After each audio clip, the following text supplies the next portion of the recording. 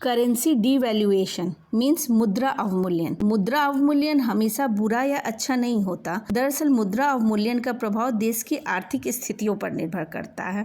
जैसे इस सदी के शुरुआती वर्षों में चीन ने जानबूझकर अपनी मुद्रा युआन को डॉलर के मुकाबले लगभग 30% कम कर दिया। ऐसा अवमूल्यन चीनी वस्तुओं को विदेशी खरीदारों के लिए सस्ता रखने की रणनीति का एक महत्वपूर्ण हिस्सा था। निर्यात को सस्ता बनाने की इस नीति ने चीनी निर्माताओं को वैश्विक बाजारों में बढ़त हासिल करने में मदद की। उस अवधि में नतीजा यह सामने आया कि चीन के निर्यात में आकस्मिक रूप से वृद्धि हुई।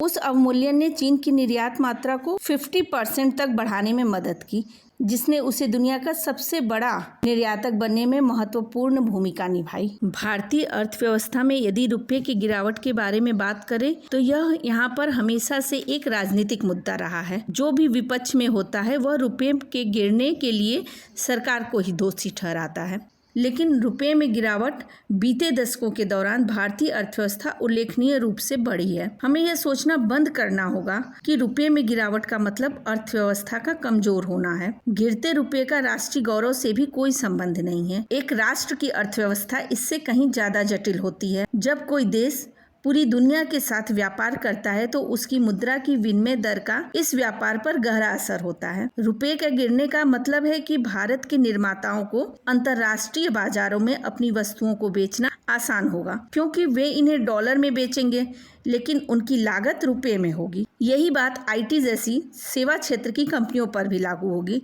जो अंतर्राष्ट्रीय ग्राहकों को सेवा देती है। अधिक निर्यात का मतलब रोजगार के बेहतर अवसर सृजित होना। रुपये की कम कीमत भारत आने वाले पर्यटकों को भी बढ़ावा देती है। यह विदेश में काम करने वाले भारतीयों द्वारा अपने घर भेजे जाने वाले पैसे या वेतन के मूल्य को भी बढ़ाता है। लेकिन रुपये में गिरावट का आयात पर नकारात्मक प्रभाव पड़ेगा तथा वह और महंगा हो जाएगा। भारत सबसे अधिक आयात पेट्रोलियम पदार्थों का करता है, जिसकी मांग स्थिर रहती है और कीमत के साथ नहीं बदलती।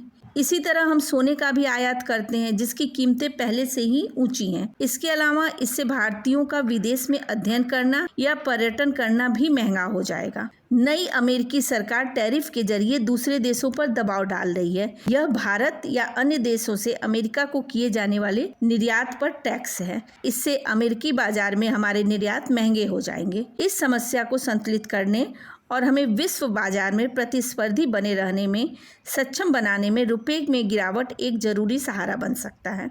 कम विनिमय दर वाला रुपया मेक इन इंडिया मिशन में भी मदद करेगा। अब तक मेक इन इंडिया के बैनर तले मोबाइल फोन जैसे कई उपभोक्ता सामान मुख्य रूप से चीन से पुर्जे आयात करके भारत में उन्हें असेंबल करने पर आधारित है। इससे कंपनियां सरकार द्वारा दिए जाने वाले प्रोत्साहनों का लाभ तो उठा लेती हैं, लेकिन वह स्वदेशीकरण के पैमाने पर अधूरा है। जब डॉलर महंगा हो जाएगा तो चीन से ऐसे पुर्जे आयात करना और महंगा हो जाएगा। इससे कंपनियां अपने सभी पुर्जे भारत में ही बनाने को प्रेरित होंगी। इससे देश में शोध एवं विकास के साथ ही रोजगार भी बढ़ेंगे। हमें डॉलर के मुकाबले रुपये की विनिमय दर को राजनीतिक मुद्दा बनाना बंद करना होगा। हमें इस मामले में केवल तभी चिंता करनी चाहिए जब रुपया अचानक तेजी से गिर जाए, जो स्वतंत्र भारत में कभी नहीं हुआ है। हमें रुपये को अर्थव्यवस्था के परिदृश्य पर अपना स्वाभाविक रास्ता खुद तय करने देना चाहिए और अन्य महत्वपूर्ण मुद्दों पर अधिक ध्यान दें। यह वीडियो प्रिंट मीडिया द्वारा प्राप्त जानकारी पर आधारित है। नमस्कार, जल्दी मिलते हैं नई जानकारी के साथ। Don't forget like, share and